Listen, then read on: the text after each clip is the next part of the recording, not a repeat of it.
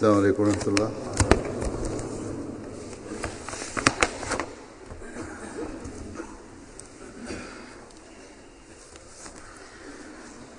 أشهد أن لا إله إلا الله وحده لا شريك له وأشهد أن محمدا عبده ورسوله أما بعد فأعوذ بالله من الشيطان الرجيم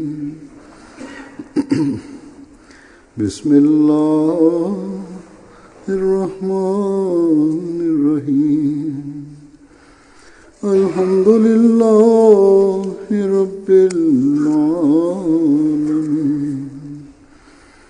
الرحمن الرحيم مالك يوم الدين إياك نعبد وإياك نستعين اهدنا الصراط المستقيم صراط الذين أنعمت عليهم غير المغضوب عليهم ولا الضالين.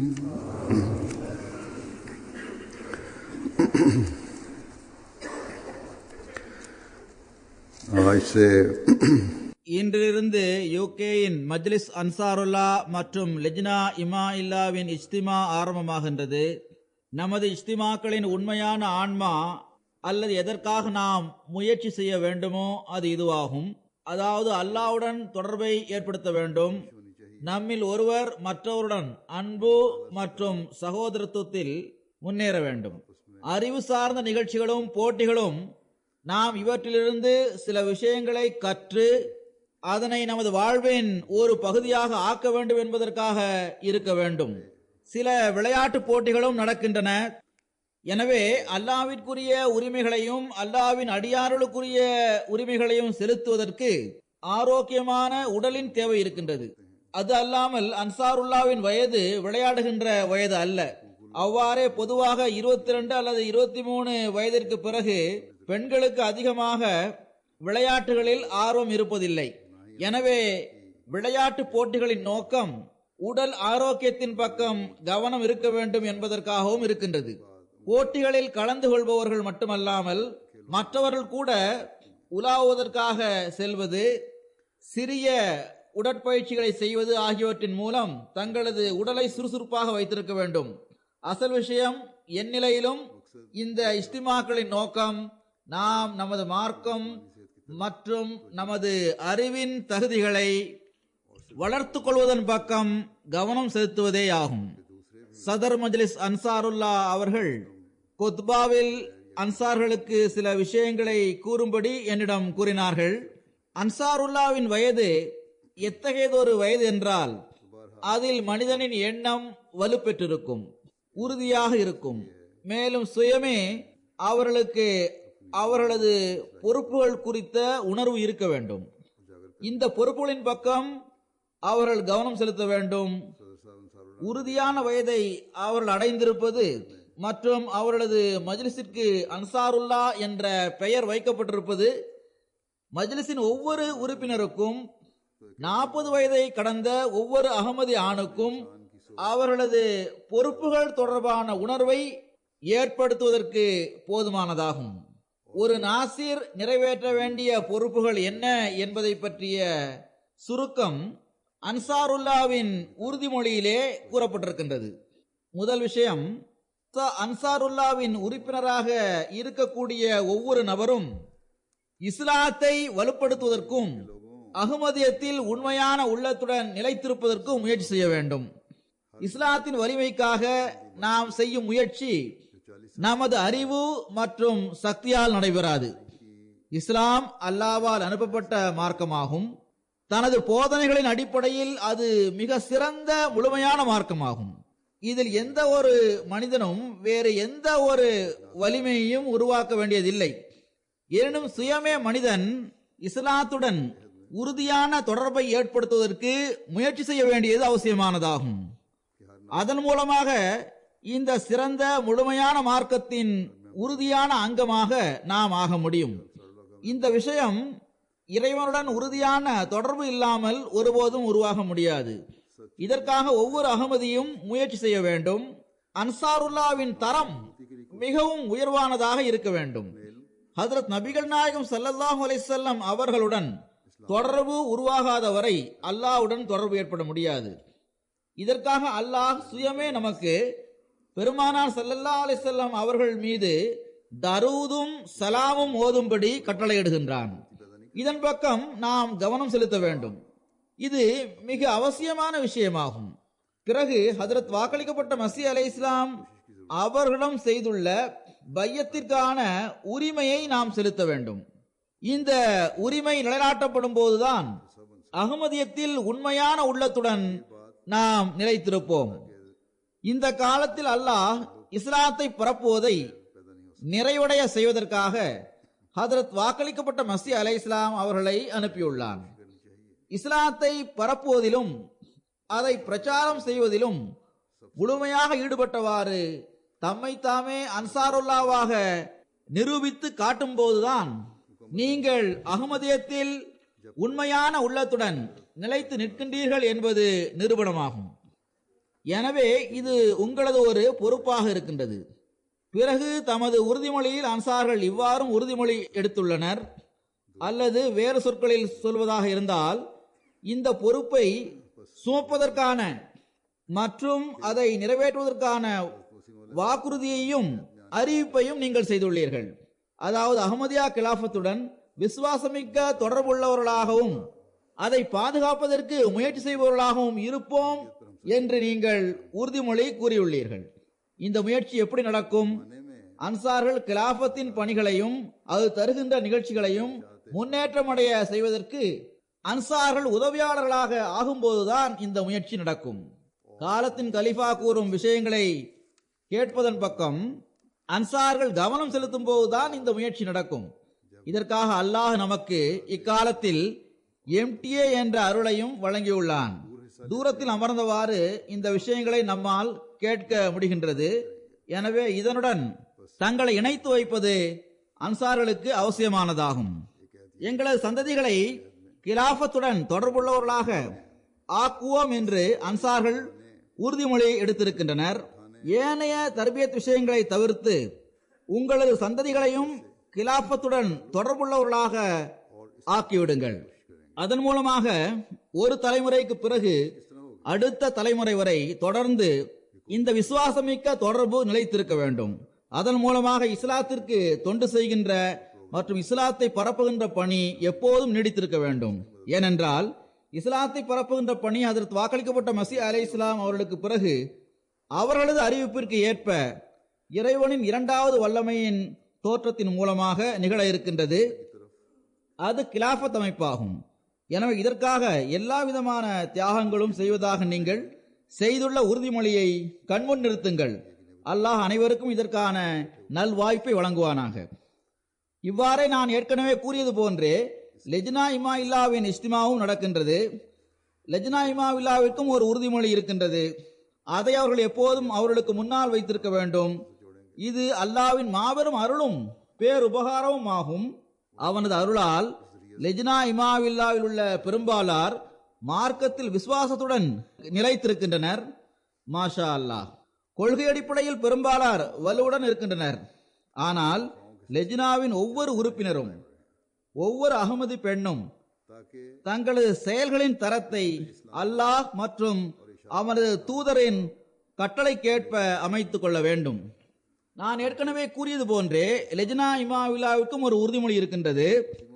அவர்களது நிகழ்ச்சிகளிலும் இஸ்திமாக்களிலும் இந்த உறுதிமொழியை திரும்ப திரும்ப அவர்கள் கூறுகின்றனர். அதாவது, எங்களது மார்க்கத்திற்காக ஒவ்வொரு தியாகத்தையும் செய்வதற்கு நாங்கள் தயாராக இருக்கின்றோம் என்று அவர்கள் கூறுகின்றனர். மார்க்கம் அவர்களிடம் கேட்கின்ற முதல் தியாகம் இதுவாகும். அதாவது அவர்கள் தமது எல்லா உலக விருப்பங்களையும் பின்னால் தள்ளி விட்டுவிட்டு தங்களது செயலளவிலான நிலைமையை மார்க்கத்தின் போதனைகளுக்கு ஏற்ப வடிவமைத்துக் கொள்ள வேண்டும். ஒரு அகமதி பெண்ணிடம் உண்மையின் உயர்வான தரம் நிலை பெற்றிருக்க வேண்டும். பிறகு பெண்கள் தொடர்பாக கூறப்பட்டுள்ள கட்டளைகளுக்கு ஏற்ப செயல்படுவதற்கு முயற்சி செய்ய வேண்டும். பெண் தனது புனிதத்தன்மையையும் தனது கற்பையும் பாதுகாத்துக் கொள்வதற்காக அல்லாஹ் கூறியுள்ள விஷயங்களில் பர்தாவை பேணுவதை அல்லாஹ் மிகவும் முக்கியம் வாய்ந்ததாக ஆக்கியுள்ளான். ஏதாவது ஒரு அகமதி பெண்ணுக்கு இந்த விஷயத்தில் பலகீனம் இருந்தால் அந்த பெண் செயலளவில் தான் கூறிய உறுதிமொழியை நிறைவேற்றாமல் இருக்கின்றார். சமுதாயத்தின் மீதுள்ள அச்சமோ அல்லது தனது உலக விருப்பங்களோ ஒரு அகமதியை மார்க்கத்தின் போதனைகளிலிருந்து தூரமாக விலக்கிக் கொண்டு செல்பவையாக இருக்கக்கூடாது. மாறாக ஒவ்வொரு அகமதி பெண்ணும் தனது செயலளவிலான நிலைமையை அல்லாஹ் வழங்கியுள்ள போதனைகளுக்கு ஏற்ப அமைத்துக் கொள்பவராக இருப்பதற்கு முயற்சி செய்ய வேண்டும். உண்மையில் எப்போதும் நிலைத்திருப்போம் என்றும் உறுதிமொழியில் கூறுகின்றனர். இதில் ஒவ்வொருவரும் தங்கள் தரத்தை பார்க்க வேண்டியது அவசியமானதாகும். உண்மையின் உண்மையான ஆன்மாவை பேணியவாறு நாம் அதில் நிலைத்து நிற்கின்றோமா என்று பார்க்க வேண்டும். இவ்வாறு சந்ததிகளுக்கு தர்பியத் வழங்குவதாக உறுதிமொழி எடுக்கின்றோம். இதையும் முழுமையாக நிறைவேற்ற முயற்சி செய்ய வேண்டும். அவர்கள் மார்க்கத்துடன் தொடர்புள்ளவர்களாக இருக்கின்றார்களா என்று பார்க்க வேண்டும். தமது குழந்தைகளுக்கு மிகவும் உயர்வான தர்பியத்தை வழங்குபவர் அந்த குழந்தைகளின் தாய் ஆவார். இதற்காக தாய்மார்கள் முழுமையாக முயற்சி செய்ய வேண்டும். இந்த பொறுப்புகளை நிறைவேற்ற கூடியவர்களாக நமது எல்லா பெண்களும் இருந்தால், இன்னும் சொல்வதென்றால் ஹஜ்ரத் முஸ்லிம் மவ்ஊத் ரலியல்லாஹு அன்ஹு அவர்கள் கூறியதற்கு ஏற்ப 50% பெண்கள் இவ்வாறு இருந்தால் பிறகு அடுத்த தலைமுறைகளை பாதுகாப்பதற்கு அவர்கள் உத்தரவாதம் வழங்கக்கூடியவர்களாக ஆகிவிடுவர். அந்த குழந்தைகளின் மார்க்கத்தை பாதுகாப்பவர்களாக அவர்கள் இருப்பர். அவர்களுக்கு இறைவனுடன் தொடர்பை ஏற்படுத்துபவர்களாக அவர்கள் ஆகிவிடுவர். இவ்வாறு தமது குழந்தைகளிடம் தமது சமுதாயத்திற்கும் நாட்டிற்கும் தியாகம் செய்வதற்கான உணர்வை உருவாக்குவதும் கூட தாய்மார்களின் பணியாகும். இவையெல்லாம் நீங்கள் செய்யும் உறுதிமொழியில் கூறப்பட்டிருக்கின்றது. அந்த சந்ததிகளின் மூளையில் முழுமையான முறையில் சட்டங்களை பேணுவதற்காக ஆயத்தப்படுத்துவது தாய்மார்களின் பணியாகும். தீமைக்கும் நன்மைக்கும் இடையிலுள்ள வித்தியாசத்தை உணர வைப்பது தாய்மார்களின் பணியாகும். நாட்டின் முன்னேற்றத்திற்காக தமது பங்கை செலுத்துவதும் அதன் பக்கம் கவனமூட்டுவதும் தாய்மார்களின் பணியாகும். கிலாபத்தோடு குழந்தைகளை இணைத்து வைப்பதும் அதற்காக முயற்சி செய்வதும் எவ்வாறு தந்தையர்களின் பணியாக இருக்கின்றதோ அவ்வாறே அது தாய்மார்களின் பணியாகவும் இருக்கின்றது. எனவே இந்த முக்கியமான பொறுப்பை ஒவ்வொரு தாயும் புரிந்து கொள்ள வேண்டும். அல்லாஹ் அவர்களுக்கும் அதற்கான நல்வாய்ப்பை வழங்குவானாக. இவ்வாறே லெஜ்னாவுடன் சேர்ந்து நாசிராத்துல் அஹமதியாவின் இஸ்திமாவும் நடைபெறுகின்றது. நாசிராத்தும் உறுதிமொழி எடுக்கின்றனர். அவர்களும் தங்களது உறுதிமொழியை நிறைவேற்ற வேண்டும். 14 அல்லது 15 வயது விழிப்புணர்வுள்ள ஒரு வயதாக இருக்கின்றது. நல்லதையும் தீயதையும் புரிந்து கொள்கின்ற வயதாக அது இருக்கின்றது. இது நாசிராத்துகளின் வயது இறுதி கட்டமாகும். இந்த வயதில் அவர்களுக்கு பல ஆசைகள் இருக்கும். உலகின் பக்கம் பார்வை இருந்தால் பிறகு உலக விருப்பங்கள் மார்க்கத்தின் மீது ஆதிக்கம் செலுத்திவிடும். எனவே ஒவ்வொரு அகமதி சிறுமியும் மிகுந்த முன்னெச்சரிக்கையுடன் செயல்படுவது அவசியமானதாகும். தனது உறுதிமொழியை மீண்டும் மீண்டும் கூறிக்கொண்டிருக்க வேண்டியது அவசியமானதாகும். அதன் மூலமாக ஒவ்வொரு அகமதி சிறுமியும் வீணான உலக விருப்பங்களுக்கு பின்னால் செல்வதற்கு பகரமாக உயர்வான நோக்கங்களை பெறுவதற்கு முயற்சி செய்பவர்களாக இருக்க வேண்டும். அந்த உயர்வான நோக்கங்கள் நாசிராத்துகளின் உறுதிமொழியில் இவ்வாறு கூறப்பட்டிருக்கின்றது. அதாவது மார்க்கம், சமுதாயம், நாடு ஆகியவற்றிற்காக தொண்டு செய்வதற்கு நாங்கள் தயாராக இருப்போம். எப்போதும் உண்மையில் நிலைத்திருப்பது, அகமதியா கிலாபத்திற்காக எல்லா தியாகங்களையும் செய்ய ஆயத்தமாக இருப்பது ஆகிய இந்த விஷயங்கள் உறுதிமொழியில் கூறப்பட்டு இருக்கின்றது. நமது சிறுமிகள் இந்த உறுதிமொழியை தங்களது வாழ்வின் ஒரு அங்கமாக ஆக்கிவிட்டால் எங்கு அவர்கள் தங்களது வாழ்க்கையை பாதுகாத்துக் கொள்வார்களோ அங்கு வருங்கால சந்ததிகளின் வாழ்க்கையை பாதுகாப்பவர்களாகவும் அவர்கள் ஆகிவிடுவர்.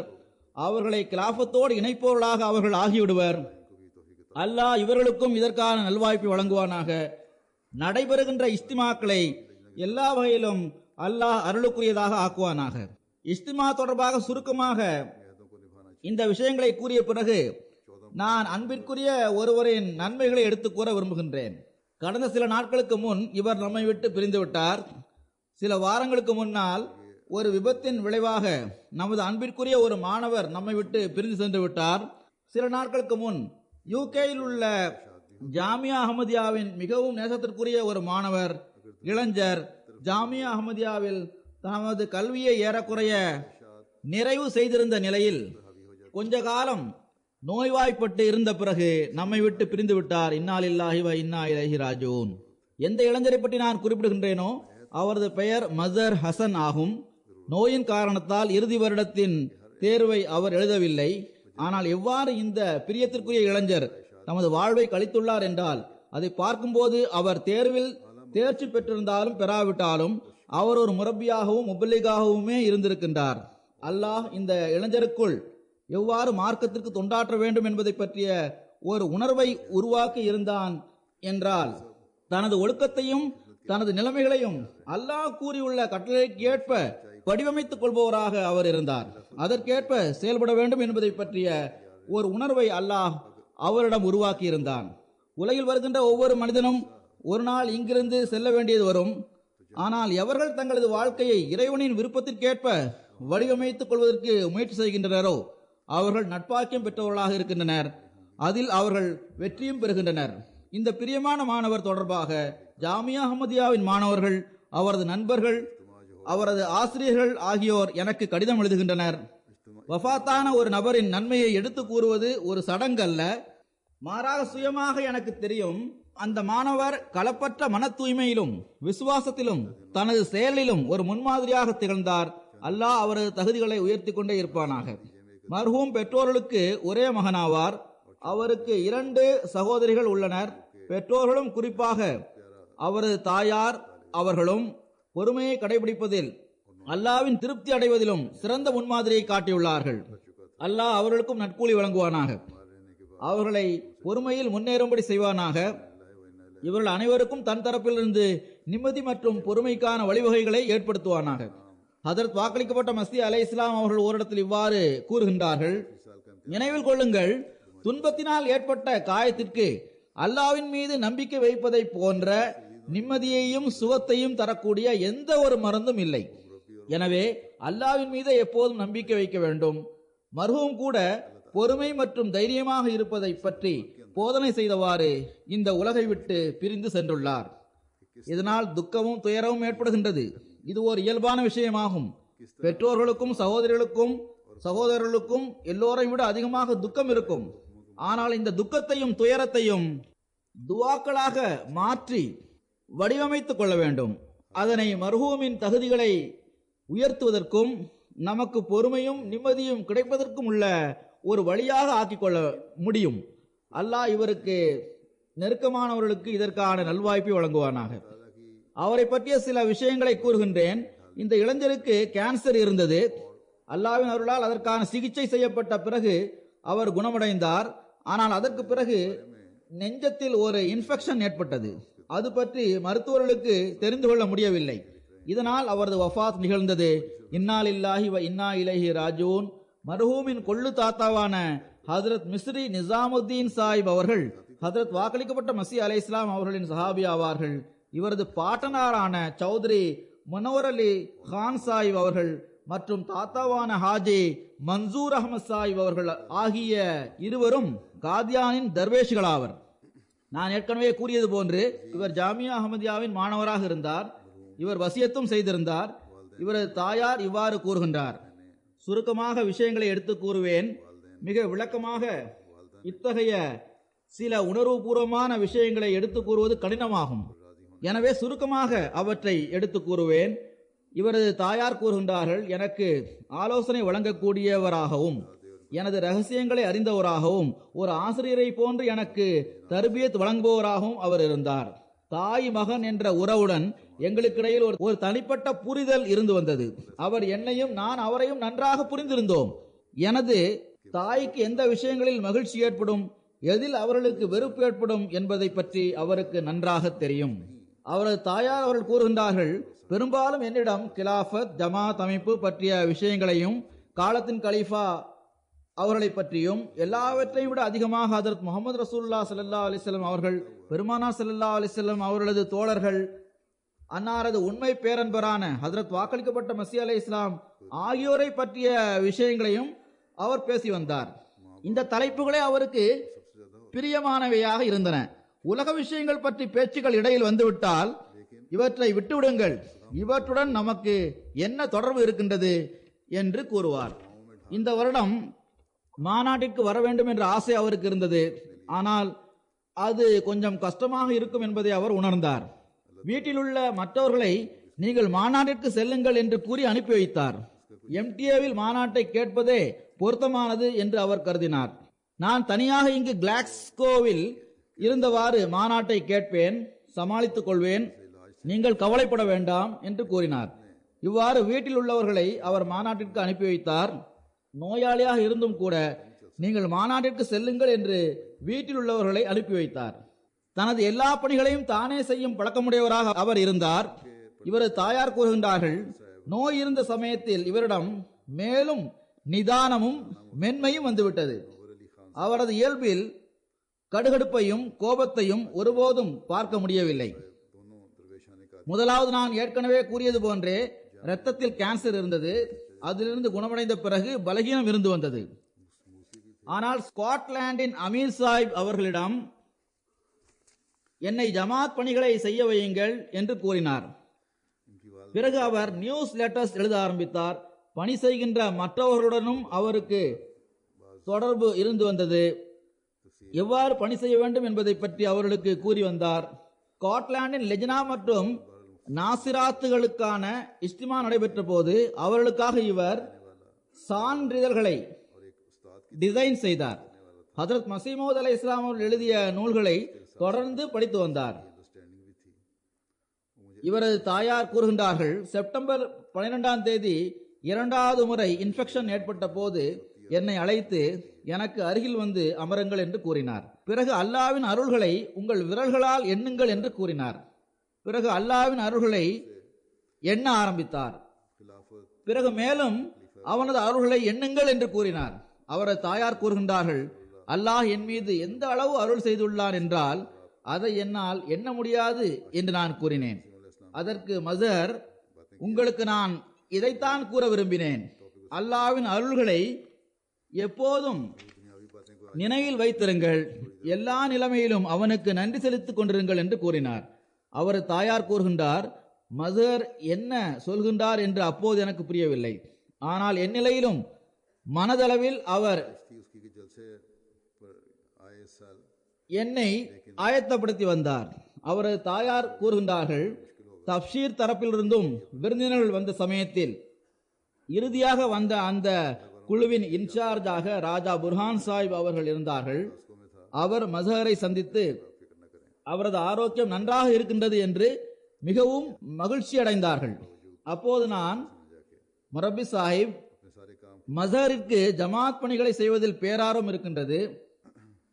எல்லா சமயங்களிலும் வருங்காலத்தில் நான் இவ்வாறு செய்வேன், இதை செய்வேன் என்று திட்டம் திட்டிக் கொண்டே இருக்கின்றார். முரப்பி ஆகிவிட்டால் இதை செய்வேன் என்று கூறுகின்றார் என்று நான் கூறினேன். 2015ஆம் ஆண்டு அக்டோபர் மாதத்தில் இவருக்கு கேன்சர் இருப்பது டயகனைஸ் செய்யப்பட்டு அது பற்றி தெரிய வந்த போது தனது சகோதரியிடம் தாயாருக்கு மிகுந்த எச்சரிக்கையுடன் இதை பற்றி எடுத்து கூற வேண்டும், அவர்கள் அழுவதை என்னால் பார்க்க முடியாது என்று அவர் கூறினார். மருத்துவமனையில் தொழுகைகளை நிறைவேற்றுவது, திருக்குரான் ஓதுவது, MTA-வில் கொத்பாக்களை கேட்பது ஆகியவை கண்டிப்பாக அவரிடமிருந்து வந்தது. ஆன்லைன் நிகழ்ச்சிகளில் நசம்கள் கேட்பது, புகைப்படங்கள் எல்லாவற்றையும் பார்ப்பது ஆகியவை இருந்தது. அவரது கிளாஸில் உள்ள நண்பர்களுடனும் ஆசிரியர்களுடனும் அவர் பேசி வந்தார். டாக்டர்களிடமும் நர்சுகளிடமும் ஜமாத்தை பற்றி தப்லீக் செய்யும் விஷயங்கள் பற்றி பேசினார். பெரும்பாலான நேரங்களில் எப்போதும் மருத்துவமனையில் அமர்ந்திருந்தவாறே தனக்குரிய சிகிச்சையை செய்ய வைத்தார். டாக்டர்களுக்கு பீஸ் கான்ஃபரன்ஸ் மற்றும் மாநாடுகள், ஜமாத்தின் பல்வேறு தொண்டுகள் ஆகியவற்றை சான்று காட்டி எப்போதும் தப்லீக் செய்து கொண்டிருந்தார். இங்கு மாநாட்டிற்கு பிறகு முரப்பிகளின் மீட்டிங் நடந்தபோது ஜாமியாவில் தேர்ச்சி பெற்றவர்கள் அதில் பங்கு பெற்றனர். அவர்களுக்கு இவர் தனது தூது செய்தி ஒன்றை எழுதி அனுப்பினார். அதில் மீட்டிங்கில் பேசப்பட்ட முக்கியமான விஷயங்களை தனக்கு எழுதி அனுப்பும்படி கூறினார். அதை நான் எனது வாழ்வின் அங்கமாக ஆக்கிக் கொள்வேன் என்று கூறினார். ஏனென்றால் அவரால் மீட்டிங்கில் கலந்து கொள்ள முடியவில்லை. கிலாஃபத்தின் மீது அளவு கடந்த அன்பு அவருக்கு இருந்தது. அன்பிற்குரிய மாணவர் ரிசா அவர்களது மரணம் பற்றி அவருக்கு தெரிய வந்ததும் நான் இவ்வாறு முதல் முறையாக அவர் அழுவதை பார்த்தேன். நான் முதலில் பதற்றமடைந்தேன். திடீரென்று இந்த மரணம் ஏற்பட்டதால் பெற்றோர்களுக்கும் காலத்தின் கலீஃபாவிற்கும் பெரும் துக்கம் ஏற்பட்டிருக்கின்றது என்ற கவலையே அவருக்கு இருந்தது என்று அவரது தாயார் கூறுகின்றார்கள். அவர்கள் கூறுகின்றார்கள், நாம் நமது இறைவனின் விருப்பத்தில் திருப்தி அடைகின்றோம். அவர் அல்லாஹ்விற்குரியவராக ஆகிவிட்டார். துஆ செய்வதே நமது பணியாகும். அதை ஏற்றுக்கொள்வதும் ஏற்றுக்கொள்ளாமல் இருப்பதும் இறைவனின் பணியாகும். தொடர்ந்து கூறுகின்றார்கள், மசர் எங்களை விட்டு பிரிந்து செல்லும் போது கூட எங்களிடம் சீர்திருத்தத்தை ஏற்படுத்தினார். 2016 ஆண்டு செப்டம்பர் மாதம் 13ஆம் தேதி பெருநாள் அன்று மசருக்கு கடுமையாக இருமல் வந்தது.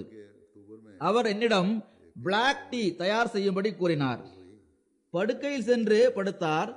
நான் பார்த்தபோது அவருக்கு கடுமையான காய்ச்சல் இருந்தது. அப்போது நான் ஆம்புலன்ஸை வரவழைத்தேன். அவர் அதில் ஏறி செல்லும் போது மீண்டும் என்னிடம், இன்று பெருநாளாகும், நீங்கள் பெருநாள் தொழுகையை தொழ செல்லுங்கள், மருத்துவமனைக்கு என்னுடன் வரவேண்டிய தேவையில்லை. சிறிது நேரம் கழிந்த பிறகு போன் மூலமாக நான் உங்களை அழைப்பேன். நான் மருத்துவமனைக்கு சென்று போன் மூலமாக பெருநாள் குத்பாவை கேட்பேன் என்று கூறினார். தனக்கு நோய் இருந்த சமயத்தில் கூட அவர் இந்த விஷயங்களை நினைவில் வைத்திருந்தார். மஸ்ஹரின் குரல் மிகவும் நன்றாக இருந்தது. ஃபஜர் தொழுகையில் எழுவதற்காக அல்லது தஹஜ்ஜுதிற்காக எழுவதற்காக அவரது சகோதரி அலாரம் வைத்திருந்தார். போனில் அவரது குரலை அவரது சகோதரி ரெக்கார்ட் செய்து வைத்திருந்தார். அவர் மரணத்திற்கு முன்பு இறுதி மூச்சை விட்டு கொண்டிருந்த சமயத்தில் போனில் திடீரென்று அவரது குரலில் பதிவு செய்யப்பட்டிருந்த பாங்கின் ஒலி கேட்க ஆரம்பித்தது. அது அவருடன் இருந்த இவர்களை மேலும் உணர்ச்சி வசப்பட வைத்துவிட்டது. ஆனால் எந்நிலையிலும் இதுவே அல்லாவின் விருப்பமாக இருந்தது. எண்ணற்ற சம்பவங்களை இவர்கள் எழுதியிருக்கின்றனர். இவரது சகோதரி ரூபா கூறுகின்றார், இவருக்கு தனக்கு கேன்சர் இருப்பது பற்றி தெரிய வந்த போது நான் எல்லா விஷயங்களையும் சகித்துக் கொள்வேன். ஆனால் எனது தாயார் அழுவதை என்னால் சகித்துக் கொள்ள முடியாது. எனவே மிகுந்த எச்சரிக்கையுடன் இதை பற்றி அவரிடம் எடுத்துக் கூற வேண்டும் என்று என்னிடம் கூறினார். எலும்பு மஜ்ஜை சிகிச்சை செய்யப்பட்டது. அவரது சகோதரியின் எலும்பு மஜ்ஜை அவருக்கு பொருத்தப்பட்டது. அது அவருக்கு மேட்ச் ஆகிவிட்டது. முதலில் அவ்வாறு செய்ய முடியாது என்று கூறினர். ஆனால் அது அவருக்கு மேட்ச் ஆகிவிட்டது. இதனால் அல்லாஹ் அவருக்கு குணமளித்தான். ஆனால் எந்நிலையிலும் இறுதியில் இறை நியதி இவ்வாறு இருந்திருக்கின்றது. கீமியோதெரபி நடந்து கொண்டிருந்த சமயத்திலும் டாக்டர்களுக்கு இவர் தப்லீக் செய்து வந்தார். அல்லாஹ்வின் மீது அவருக்கு மிகுந்த நம்பிக்கை இருந்தது. அல்லாஹ் என்னை வீணாக்க மாட்டான் என்றே எப்போதும் கூறி வந்தார். அல்லாஹ் அவரை இங்கிருந்து கொண்டு சென்று விட்டாலும் மறு உலகில் அவரது ஆசைகள் நிறைவேறிக் கொண்டிருக்கும் இன்ஷா அல்லாஹ். டாக்டர் ஹஃபீஸ் சாஹிப் அவர்கள் கூறுகின்றார்கள், அவருக்கு கேன்சர் இருப்பதை டயகனைஸ் செய்த பிறகு மஸ்ஹரை சந்திப்பதற்காக நான் கிளாஸ்கோ சென்றேன். அப்போது இறைவன் மீது மிகவும் நம்பிக்கை வைத்திருந்த ஒரு மனிதராக அவரை நான் கண்டேன். இவரது தாயார் கூறுகின்றார்கள், அங்கும் கூட இவர் இறைவனது அருள்களை எப்போதும் நினைவு கூர்ந்து கொண்டிருங்கள் என்றே கூறி வந்தார். கிளாஸ்கோவை சார்ந்த மதிப்பிற்குரிய பேனசீர் ராஃபியா சாஹிபா அவர்கள் கூறுகின்றார்கள், எனக்கு ஸ்ரீலங்காவுடன் தொடர்பு இருக்கின்றது. மஸ்ஹரின் தாயாரும் அவரது சகோதரிகளும் எனது ஆத்ம நண்பர்களாவர். மஸ்ஹருக்கு கேன்சர் இருப்பது தெரிய வந்த போது இந்த குடும்பத்துடன் எனக்கு மேலும் அறிமுகம் ஏற்பட்டது. அவரை உடல்நலம் விசாரிக்க நாங்கள் மருத்துவமனைக்கு சென்ற போது மிகவும் ஆறுதலாகவும் சகிப்புத்தன்மையுடனும் அவர் தனது நோய் பற்றி என்னிடம் கூறினார். அந்த நோயிலிருந்து அவர் குணமடைந்ததும் சிறிது காலம் வரை அவர் நன்றாக இருந்த சமயத்தில் கிளாஸ்கோவில் வைத்து 5 கிலோமீட்டர் வரை செல்லும் ஒரு சேரிட்டி வாக் நடைபெற்றது. அதிலும் அவர் கலந்து கொண்டார். மிக எளிதாக என்னால் இதை செய்ய முடிந்தது என்று அவர் கூறினார். ஆனால் நீண்ட நோயை அவர் கடந்து வந்திருந்தார். சீமியோ திரோபி போன்றவை அதன் ப்ராசஸ் சுயமே அவருக்கு கஷ்டத்தை தரக்கூடியதாக இருந்தது. அவ்வாறு இருந்தும் அவர் சேரிட்டி வாக்கில் கலந்து கொண்டார். ஹாஃபிஸ் ஃபத்லே ரப்பி சாஹிப் அவர்கள் கூறுகின்றார்கள், திருக்குரானை கற்றுக்கொள்வதில் அவருக்கு அளவு கடந்த ஆர்வம் இருந்தது. மிகவும் இனிமையான உருக்கமான குரலில் அவர் திருக்குரானை ஓதி வந்தார். ஜாமியாவில் சேர்வதற்கு முன்னரும் கூட நேஷனல் தாலீமுல் குரான் கிளாஸில் தனது குடும்பத்தினருடன் அதில் கலந்து கொள்வதற்காக அவர் கிளாஸ்கோவில் இருந்து லண்டன் வந்தார். அவர்கள் கூறுகின்றார்கள், இவருக்கு இமிகிரேஷன் தொடர்பான சில பிரச்சனைகள் இருந்தன. கேஸ் பாஸ் ஆகாமல் இருந்து வந்தது. அதன் காரணமாக ஜாமியாவில் படித்துக் கொண்டிருந்த சமயத்தில் அவருக்கு கிளாஸ்கோவில் இருந்து லண்டன் வர வேண்டியது இருந்தது.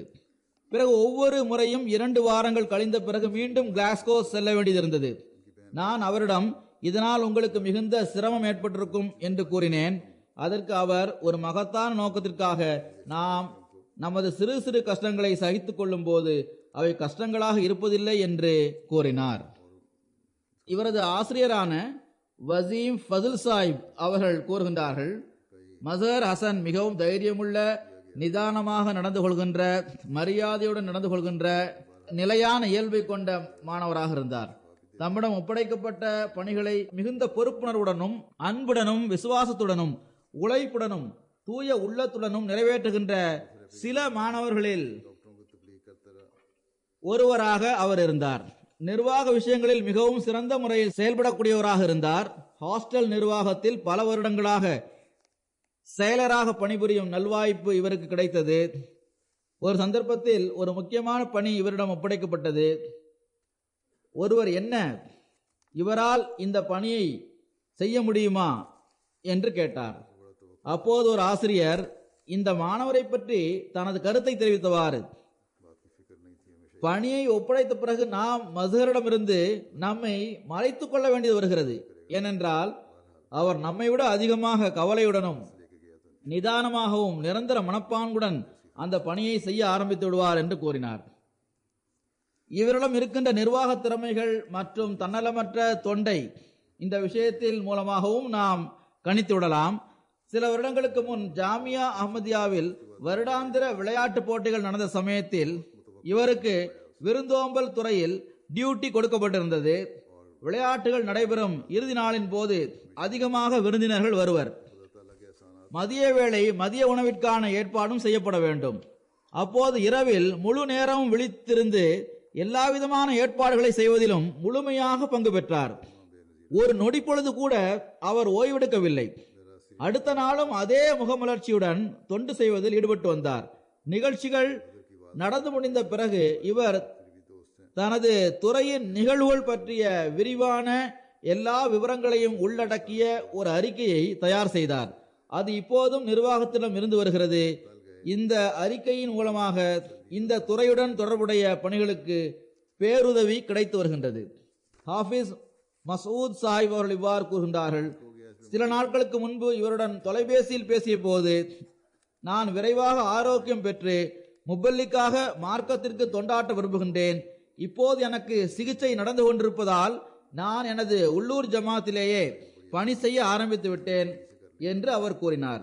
இவ்வாறு இன்னொரு சந்தர்ப்பத்தில் கிளாஸ்கோவில் நடைபெற்ற 5 கிலோமீட்டர் வரை செல்கின்ற சேரிட்டி வாக்கில் நான் பங்கு பெற்றுள்ளேன் என்றும் என்னிடம் கூறினார். இதை பற்றி நான் ஏற்கனவே கூறிவிட்டேன். அங்குள்ள ஜமாத்தின் முரப்பியாக இருந்த மஸ்ஹர் மலிக் அக்ரம் சாஹிப் அவர்கள் எழுதுகின்றார்கள், மஸ்ஹர் ஹசன் சாஹிப் அவர்களின் குடும்பம் துபாயில் இருந்து கிளாஸ்கோவிற்கு வந்த சமயத்தில் நான் ஸ்காட்லாண்டில் முரப்பியாக தொண்டாற்றி வந்தேன். இந்த குடும்பம் கிளாஸ்கோவிற்கு வந்த அதே நாளில் பள்ளிவாசலில் ஒரு நிகழ்ச்சி நடைபெற்றது. அதில் இந்த குடும்பத்தில் உள்ளவர்களும் பங்கு பெற்றனர். அப்போது மஸ்ஹர் ஹசன் சாஹிப் அவர்கள் சலாம் கூறி நிகழ்ச்சி நிறைவடைந்து துவா செய்த பிறகு நேரடியாக சமையலறைக்கு சென்று விட்டார். அங்குள்ள குழுவுடன் சேர்ந்து மிகவும் உழைத்தவாறு எல்லா பணிகளையும் செய்தார். அவர் வந்த முதல் நாளிலிருந்து அவர் ஜாமியா அஹமதியாவிற்கு சென்ற அந்த நாள் வரை எப்போதும் பள்ளிவாசலுக்கும் ஜமாத்திற்கும் முழுமையாக தொண்டு செய்து வந்தார். மிகவும் குறைவாக பேசக்கூடியவராகவும் தூய்மையான இயல்பை உடையவராகவும் அக தூய்மையும் புற தூய்மையும் உடையவராகவும் அவர் இருந்தார். ஒருபோதும் அவர் அரட்டை அடிப்பவர்களுடன் சேர்ந்து அமர்ந்ததில்லை. ஒருபோதும் நேரத்தை வீணாக்கியதில்லை. அவருக்கு நேரத்தை சரியாக பயன்படுத்துகின்ற வழிமுறை தெரிந்திருந்தது. நான் ஜமாத்தின் முரப்பியாக இருந்ததன் காரணமாக அவர் எனக்கு மிகவும் அருகில் இருந்து வந்தார். இவரை நான் மிக அருகிலிருந்து பார்த்துள்ளேன். மிகவும் உயர்வான நல்லொழுக்கத்தின் எஜமானராக அவர் இருந்தார். மிகவும் மெல்லிய தொனியில் மெதுவாக பேசக்கூடியவராக இருந்தார். ஒவ்வொருவரையும் மதித்து மரியாதையுடன் அவர்களுடன் நடந்து கொள்கின்ற இளைஞராக அவர் இருந்தார். இவரது வக்ஃபு ஏற்றுக்கொள்ளப்பட்டு இவர் ஜாமியாவில் சேர்ந்து மார்க்க கல்வியை பெற்று முபல்லிக்காக ஆக வேண்டும், மேலும் மார்க்கத்திற்கு தொண்டாற்ற வேண்டும் என்பது இவரது உள்ளத்திலுள்ள ஆசையாகவும் துடிப்பாகவும் இருந்தது. எந்த நாளில் அவருக்கு ஜாமியாவில் அட்மிஷன் கிடைத்ததோ அன்று உலகிலுள்ள அருட்கொடைகள் எல்லாம் கிடைத்து விட்டது போன்று அவர் மிகவும் மகிழ்ச்சி அடைந்தார். கிலாபத்தின் மீது இவருக்கு ஆழமான அன்பு இருந்தது. கிளாஸ்கோவின் காயிதான அர்ஷத் மஹமூத் சாஹிப் அவர்கள் எழுதுகின்றார்கள், இவர் முதலில் சார்ஜாவில் இருந்து வந்தார். அவர் கூறுகின்றார், நான் சார்ஜாவில் மஜ்லிஸ் குத்தாமுல் அஹமதியாவின் காயிதாக தேர்ந்தெடுக்கப்பட்ட போது மசர் அஹசனும் அங்கிருந்தார். சார்ஜாவில் தங்கியிருந்த போது ஜமாத் நிகழ்ச்சிகள் நடைபெறும் போதும் இஸ்திமா போன்ற சந்தர்ப்பங்களிலும் நடைபெறும் அறிவு சார்ந்த மற்றும் விளையாட்டு போட்டிகளில் மஸ்ஹர் ஆர்வத்துடன் கலந்து கொள்வார்.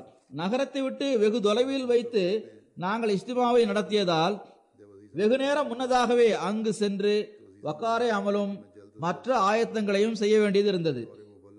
மர்ஹூம் சிறிய வதை உடையவராக இருந்தும் கூட இந்த பணிகளை செய்வதில் முன்னே இருந்து செயல்பட்டு வந்தார். எப்போதும் இவரிடம் அதிகமாக தைரியம் இருந்து வந்தது. காய் சாஹிப் கூறுகின்றார்கள், ஒருமுறை இஸ்திமாவில் உடனடி பேச்சு போட்டி நடைபெற்றது. இந்த போட்டி கடினமாக இருந்தது. தரப்பட்ட தலைப்பும் கடினமானதாக இருந்தது. அதற்காக தயாராகாமலும் அவர் இருந்தார். மசர் அவர்களும் இந்த போட்டியில் கலந்து கொண்டார். இவரது சொற்பொழிவை கேட்டு குத்தாம்கள் சிரிக்க ஆரம்பித்தனர். அப்போது கூட மசர் ஹசன் தான் எப்படி சொற்பொழிவாற்றி இருந்தாலும் அதை பற்றி பொருட்படுத்தாமல் அதனை முழுமையாக நிறைவு செய்தார். பிறகு எனக்கு ஏற்படுகின்ற தயக்கத்தால் எந்த பலனும் கிடைக்கப் போவதில்லை, தயக்கம் காட்டுவதை இப்படித்தான் அகற்ற முடியும் என்று அவர் கூறினார். குத்தாம்களுக்காக நடைபெறும் போட்டிகளில் மிகுந்த ஈடுபாட்டுடன் நாம் கலந்து கொள்ள வேண்டும் என்றும் அவர் கூறினார். மக்கள் சிரிக்கின்றனர் அல்லது சிரிக்காமல் இருக்கின்றனர் என்பதையெல்லாம் அவர் பொருட்படுத்தவே இல்லை. தயக்கத்தை அகற்றுவதற்குரிய ஒரு வழி எனக்கு தெரிந்தது. நான் பேசிக்கொண்டே இருப்பதுதான் அந்த வழிமுறையாகும் என்று அவர் கருதினார். காம்பியாவை சார்ந்த நமது ஜமாத்தின் முரப்பி ஒருவர் இருக்கின்றார். கடந்த வருடம்தான் அவர் ஜாமியாவிலிருந்து தேர்ச்சி பெற்றிருந்தார். அப்துல் ரஹ்மான் கான் என்ற இவர் கூறுகின்றார், ஜாமியாவில் நான் இவருடன் அதிகமாக நேரத்தை கழித்திருக்கின்றேன். ஜாமியாவிலிருந்து வெளியேறிய பிறகு நாங்கள் வாட்ஸ்அப் மூலமாக தொடர்பில் இருந்து வந்தோம். நோய்வாய்ப்பட்ட பிறகு அவர் எனக்கு அனுப்பிய தூது செய்தியை நான் கூறுகின்றேன். அது இதுவாகும்: நான் இந்த நோயை கடந்து வந்து கொண்டிருக்கின்றேன். நான் உண்மையில் அல்லாஹ் என் மீது பல அருள்களை பொழிந்துள்ளான் என்பதை கூறிக்கொள்கின்றேன். இதன் அடிப்படையில் நான் அல்லாஹ்விற்கு மீண்டும் நன்றி செலுத்த வேண்டும். எனவே இந்த வேதனையை கடந்து செல்வதை நான் கடினமானதாக கருதவில்லை. பிறகு தனது தூது செய்தியில் அவர் கூறுகின்றார், நான் எனது நோயை பார்க்கவில்லை, எனக்கு முன்னால் தென்படுகின்ற எனது குறிக்கோளை பார்க்கின்றேன். அந்த குறிக்கோள் ஜமாத்திற்கு எந்த வகையில் நான் சிறந்த முறையில் தொண்டு செய்ய முடியும் என்பதே ஆகும். இவரது கிளாஸ் ஃபெலோவாக இருந்த ஒருவர் முரபியாக ஆகியிருக்கின்றார், ஷேக் ஜஃபர் சாஹிப். அவர் கூறுகின்றார், அவர் எப்போதும் புன்சிரிப்புடன் காணப்படுவார், மக்களை மகிழ்ச்சியுடன் வைத்திருப்பார். மசர் ஹசன் எல்லோரிடமும் சமமாக நடந்து கொள்வார். ஒவ்வொருவரையும் தனது நண்பராகவே அவர் கருதி வந்தார். அவ்வாறே அவர்களுடன் நடந்து கொண்டார். எவருக்கும் அவரை விட்டு தூரத்தில் இருக்கின்ற அல்லது ஒரு வகையில் தன்னை அந்நியராக கருதும் அளவில் எந்த உணர்வும் எவருக்கும் ஏற்படாமல் அவர் பார்த்துக் கொள்வார். ஒருபோதும் எவருடனும் சண்டை போட்டதில்லை. அவரது உள்ளம் மிகவும் பரந்ததாகும். எல்லா சந்தர்ப்பத்திலும் தப்லீக் செய்து வந்தார். தப்லீகின் எந்த சந்தர்ப்பத்தையும் அவர் கை நழுவி போக விட்டதில்லை. மருத்துவமனையில் அவர் இருந்த சமயத்தில் கூட அனைவருக்கும் தப்லீக் செய்கின்ற முஸ்லிம் என்று அவர் புகழ்பெற்று விளங்கினார். இதன் காரணமாக அவர் எவருக்கும் எந்த வகையிலும் துன்பம் கொடுத்ததில்லை. யாரை பற்றிய தீய விஷயங்களையும் அவர் கூறியதே இல்லை. பிறருக்கு எந்த அளவு உதவ முடியுமோ அதைவிட அதிகமாகவே அவர் உதவி செய்து வந்தார். ஒவ்வொரு சின்ன சின்ன விஷயத்தையும் கருத்தில் கொள்வார். எல்லாருடனும் அன்புடனும் நேசத்துடனும் நடந்து கொண்டார். இவரது கிளாஸ் ஃபெலோவான ஜாயிர் மஹமூத் சாஹிப் முரப்பி அவர்கள் கூறுகின்றார்கள், இத்தகைய சிறந்த மனிதருடன் 7 வருடங்களை கழிப்பதற்கான சந்தர்ப்பம் கிடைத்தது. எண்ணற்ற சிறப்புகளை உடையவராக அவர் இருந்தார். மற்றவர்களிடம் மிகவும் குறைவாகவே அந்த பண்புகள் இருந்தன. மிக உயர்வான விருந்தோம்பல் செய்பவராக அவர் இருந்தார். பணிவையும் தாழ்மை குணத்தையும் கடைபிடிப்பதில் உயர்ந்த முன்மாதிரி வெளிப்படுத்துபவராகவும் நல்லெண்ணம் கொண்டவராகவும் நல்ல பணிகளை செய்வதில் எப்போதும் நல்ல எண்ணமுடையவராகவும் அவர் இருந்தார். ஜாமியாவின் ஆரம்ப வருடங்களில் இவர் பிரிஃபெக்ட் ஆக இருந்தார். சரியான நேரத்தில் தூங்கும்படி மாணவர்களுக்கு போதனை செய்து வந்தார். குறித்த நேரத்தில் லைட்டை அணைத்துவிட்டு அனைவரையும் தூங்கும்படி கூறுவது பிரிஃபெக்டின் பணியாக இருந்தது. தொழுகை நேரங்களில் மாணவர்களை எழுப்புவது, அறையின் தூய்மையின் பக்கம் கவனம் செலுத்துவது, எவராவது சண்டையிட்டால் அதை தடுத்து நிறுத்துவது ஆகியவை இவரது பணியாக இருந்தது. சண்டைகளை தடுத்து நிறுத்தும் போது மாணவர்கள் அவருக்கு தொல்லையும் கொடுத்தனர். ஆனால் அதனை மகிழ்ச்சியுடன் அவர் ஏற்றுக்கொண்டார். அவர் தொடர்ந்து கூறுகின்றார், ஒருமுறை நான் ஒரு தவறை செய்தேன். அப்போது அவர் என்னை அதட்டினார். சில நிமிடங்கள் கழிந்த பிறகு என்னிடம் வந்து மன்னிப்பு கேட்டு அழ ஆரம்பித்தார். மிகவும் மென்மையான உள்ளத்தை உடையவராக அவர் இருந்தார். அவர் கூறுகின்றார், எப்போதாவது நான் நோய்வாய்ப்பட்டால் அல்லது விடுமுறை நாட்களில் உடல்நலம் இல்லாமல் நான் படுத்திருந்தால் நான் எழுவதற்கு முன்பே எனது கட்டிலுக்கு அருகில் காலை உணவை கொண்டு வந்து வைப்பார். எப்போதாவது எனக்கு ஜலதோஷம் ஏற்பட்டால் என்னிடம் கேட்காமலேயே சுடு தண்ணீரில் தேன் கலந்து கொண்டு வருவார். என்னுடன் அவருக்கு ஏற்பட்ட சந்திப்புகளை பற்றி மிகவும் ஆர்வத்துடன் கூறி வந்தார். சுருக்கமாக கூறுவதென்றால், உயிருள்ள இதயம் படைத்த களப்பற்ற தூய உள்ளம் கொண்ட பணி உள்ள நல்ல மனிதராகவும் மார்க்கத்தின் உண்மையான வீரராகவும் இறையச்சத்தை பேணுபவராகவும் உழைப்பவராகவும் அவர் இருந்தார். இந்த எல்லா சொற்களையும் மதுஹருக்காக நாம் பயன்படுத்தலாம். இன்னொரு சிறப்பம்சம் அவரிடம் இருந்தது. அதாவது எதை அவர் தனக்காக விரும்பினாரோ அதைத்தான் அவர் தனது நண்பர்களுக்காகவும் விரும்பினார். உண்பதற்காகவும் குடிப்பதற்காகவும் ஏதாவது பொருள்களை வாங்கி வரும்போது தனது நண்பர்களுக்காகவும் அவற்றை வாங்கி வருவார். எளிமையாக வாழ்வை கழித்து வந்தார். அவர் வீண் செலவுகளை செய்வதை ஒருபோதும் நான் கண்டதில்லை. இளமை பருவத்தில் இவ்வாறு சில இளைஞர்கள் வீண் செலவுகளை செய்கின்றனர். தூய்மையை மிக அதிகமாக கருத்தில் கொள்பவராக அவர் இருந்தார். தொழுகைகளையும் தஹஜ்ஜத் தொழுகையையும் பேணி வந்தார். அவர் அறையில் தொழுகை விரிப்பு ஒன்றை வைத்திருந்தார். இவர் கூறுகின்றார், நான் பலமுறை இரவில் அவர் எழுந்து நஃபிலான தொழுகைகளை தொழுவதை பார்த்துள்ளேன். இடைவெளி விடாமல் ஒவ்வொரு வாரமும் நஃபிலான நோன்புகளையும் நோற்று வந்தார். சந்தா கொடுப்பதற்கான ஏற்பாட்டையும் சிறப்பாக செய்து வந்தார். ஒவ்வொரு விஷயத்திலும் அவரிடம் ஒரு ஒழுங்குமுறை இருந்து வந்தது. தனது நேரத்தை சரியான முறையில் பங்கிடுபவராக அவர் இருந்தார்.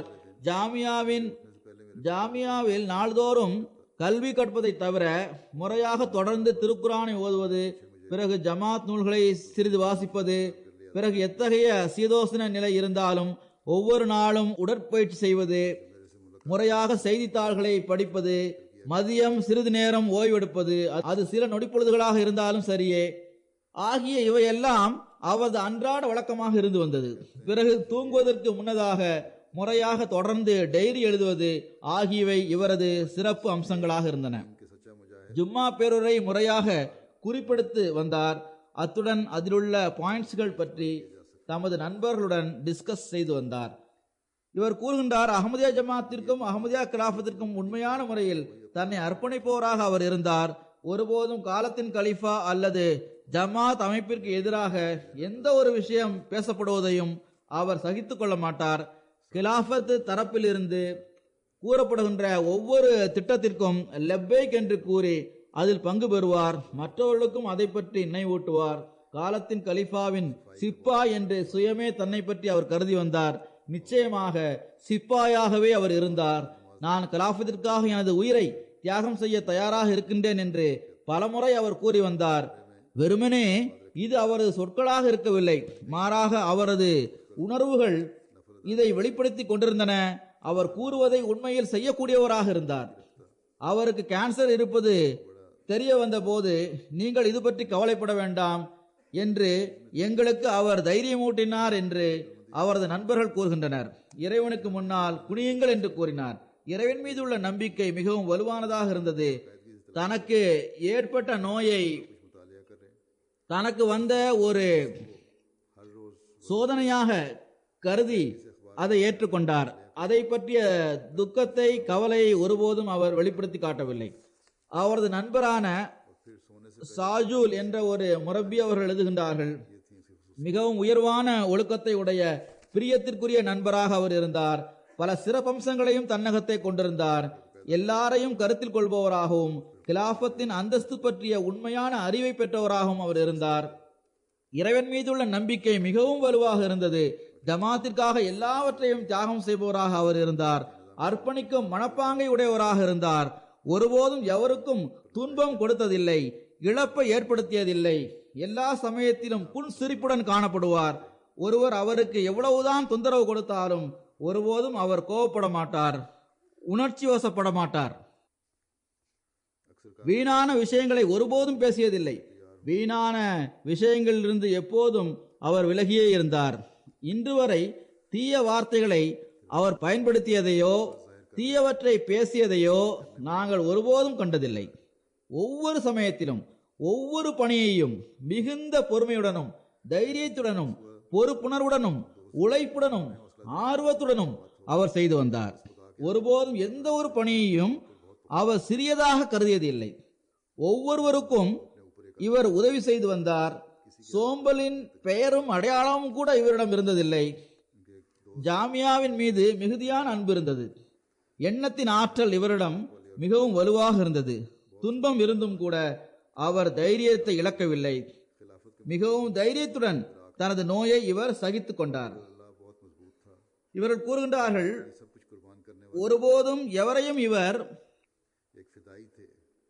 பரிகாசம் செய்ததில்லை. மக்களை அவ்வாறு செய்வதிலிருந்தும் இவர் தடுத்து வந்தார். ஒரு முரபியிடம் இருக்க வேண்டிய அந்த பண்புகள் எல்லாம் இவரிடம் இருந்தன.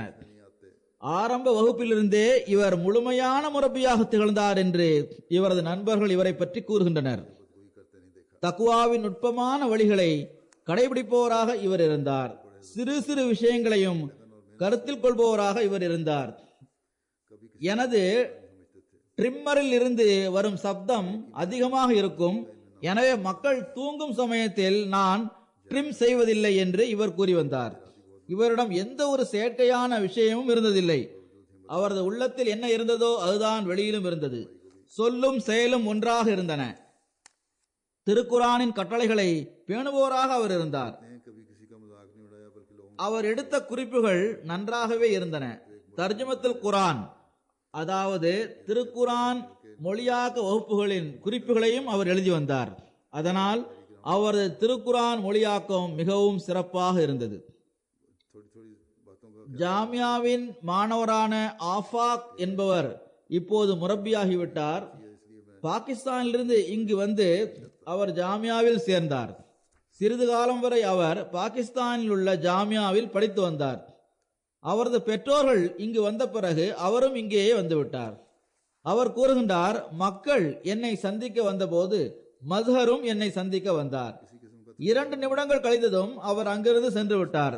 திரும்பி வந்தபோது அவரது கையில் படுக்கையும் தலையணை போன்றவையும் இருந்தன. நீங்கள் இவற்றை கொண்டு வரவில்லை, எனவே இந்த பொருள்களின் தேவை உங்களுக்கு இருக்கும் என்று நினைத்து நான் இவற்றை கொண்டு வந்தேன் என்று மத்ஹர் என்னிடம் கூறினார். இவர்கள் கூறுகின்றார்கள், எங்களது வகுப்பு 3 மாதங்களுக்கு முன்பு எங்களது சகோதரரை உடல்நலம் விசாரிப்பதற்காக ஸ்காட்லாந்து சென்ற போது அவர் மிகவும் மகிழ்ச்சியாக காணப்பட்டார். வீட்டில் அவரை சந்திப்பதற்காக நாங்கள் சென்ற சமயத்தில் எங்களுக்கு முறைப்படி ஒரு நிறைவான விருந்திற்கான ஏற்பாட்டை அவர் செய்திருந்தார்.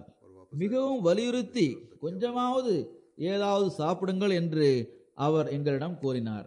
இந்நிலையிலும் மிகவும் நல்ல வக்ஃபின் ஆன்மாவை புரிந்து கொண்ட மனிதராக அவர் இருந்தார். இவர் மிக சிறிய வயதை உடையவராக இருந்ததால் அல்லாஹ் இவருக்கு சந்தர்ப்பத்தை வழங்கவில்லை. 26 வயதில் வஃபாத்தாகிவிட்டார். ஆனால் எங்கெல்லாம் தமது நண்பர்களுக்கு தர்பியத் வழங்குவதற்கான சந்தர்ப்பம் இவருக்கு கிடைத்ததோ அங்கெல்லாம் அவர் தர்பியத் வழங்கினார். தப்லீகிற்கான சந்தர்ப்பம் எங்கு அவருக்கு கிடைத்ததோ அங்கு அவர் தப்லீக் செய்தார். இன்னும் சொல்வதென்றால் தனது இறுதி நேரத்தின் போது கூட ஒவ்வொரு டாக்டரும் நர்ஸும் படிக்கும் விதத்தில் ஒரு வாசகத்தை எழுதி அதனை தனக்கு முன்னால் அவர் வைத்திருந்தார். இவர் நோய்வாய்ப்பட்டிருந்த சமயத்தில் மருத்துவமனையிலும் வீட்டிலும் நான் தொலைபேசியில் தொடர்பு கொண்டு இவருடன் பேசினேன். அவர் மிகவும் தைரியத்துடன் எனக்கு பதில் கூறி வந்தார். இன்னும் சொல்வதென்றால் ஒருமுறை இவரது தாயார் கூறினார், சிகிச்சைக்காக கொடுக்கப்பட்ட மருந்துகளின் தாக்கத்தின் காரணமாக இவரது வாயில் புண்கள் இருந்தன. அதன் காரணத்தால் இவரால் பேச முடியாமல் இருந்தது. ஆனால் என்னுடன் பேசிய போது அவர் சரியாகவே பேசினார். நீங்கள் ஓய்வெடுத்துக் கொள்ளுங்கள் என்றும் நான் அவரிடம் கூறினேன். மிகவும் களப்பற்ற தூய உள்ளத்துடன் வாய்ப்புண்கள் இப்போது எனக்கு துன்பத்தை தரவில்லை என்று என்னிடம் அவர் கூறினார். அல்லாஹ் அதற்கு பிறகு அருள் செய்தான். அந்த வாய்ப்புண்களும் அகன்று விட்டன. அவர் நலம் பெற்றார்.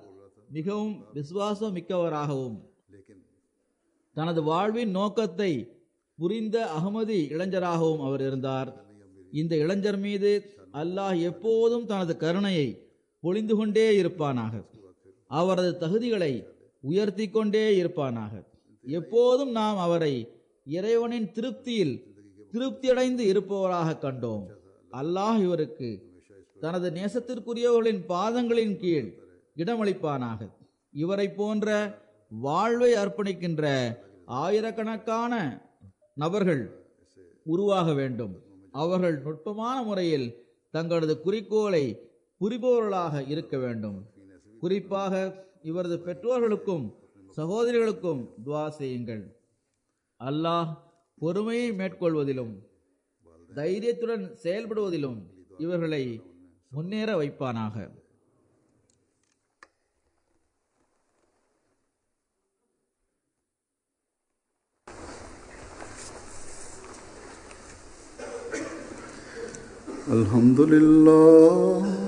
Alhamdulillah nahmaduhu wa nasta'inuhu wa nastaghfiruhu wa nu'minu bihi wa natawakkalu alayhi wa na'udhu billahi min shururi anfusina wa min sayyiati a'malina. من يهده الله فلا مضل له ومن يضلل فلا هادي له ونشهد أن لا إله إلا الله ونشهد أن محمدا عبده ورسوله. अभी नमाज जुमा के बाद मैं इनका नमाज जनाजा भी पढ़ाऊँगा. हाजिर है. मैं नीचे जाऊंगा. अब आप यहीं सफ़े दुरुस्त रखें कर लें. इबादल्लाह रहमकुमुल्लाह इन्नल्लाह यामुरु बिल अदलि वल इहसानि व इताइ ज़िल क़ुर्बा व यन्हा अनिल फ़हशाइ वल मुनकरि वल बग़य يعظكم لعلكم تذكرون. اذكروا الله يذكركم وادعوه يستجب لكم ولذكر الله أكبر.